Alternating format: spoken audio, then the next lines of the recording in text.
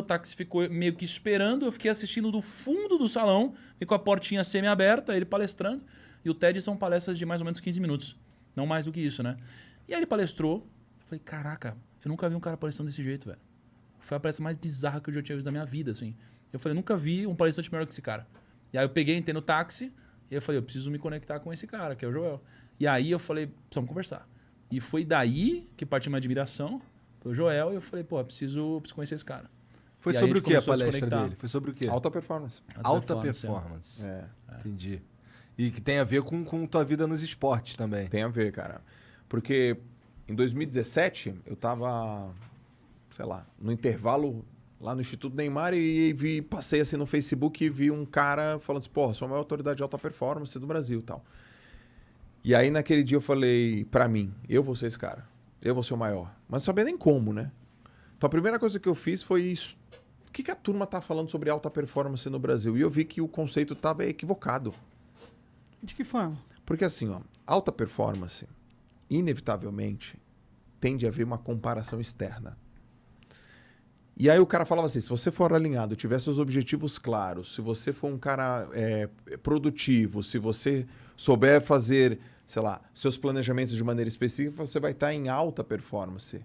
E eu peguei livro, um livro falava disso, outro disso, eu falei, velho, isso não é alta performance. Eu vim do esporte. Alta performance é nadar com um monte de cara e subir no pódio. Isso é alta performance. Fim. Vocês são alta performance. Vocês são topo. Então, eu falei, cara, isso não é alta performance, é auto performance. E aí eu vi que não tinha esse termo, não tinha, eu comecei a trabalhar, falei, gente, não confunda alta com alto. E eu trouxe uma reflexão diferente do mundo esportivo e fiz um paralelo para o mundo profissional.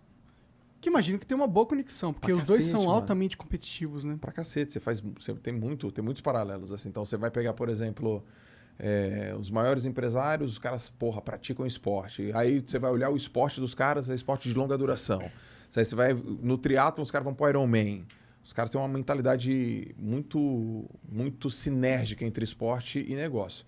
Aí eu comecei a falar sobre esse assunto. Cara, era matéria verde, né, meu? Ninguém falava sobre esse assunto, né? Ninguém falava disso daí. Ninguém falava.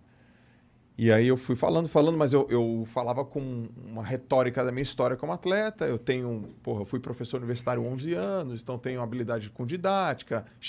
Foram vários componentes, né? Caralho, Então, tu deu aula de quê? eu me formei em educação física, aí eu comecei dando aula de atividades aquáticas. Eu não curtia muito, porque eu achava uma bosta. Pô, meu professor de natação. Mas eu era muito bom, e ainda sou, né, em análise de movimento. Eu virei professor de biomecânica. Da hora.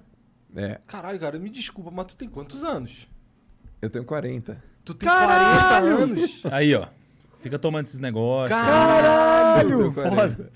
40 anos, cara. Nossa senhora, tá bom, cara. Parabéns. Parabéns aí, né? Parabéns. Tá mentindo, tem que ver do caralho. Ele falou que deu 11 anos de aula, porra.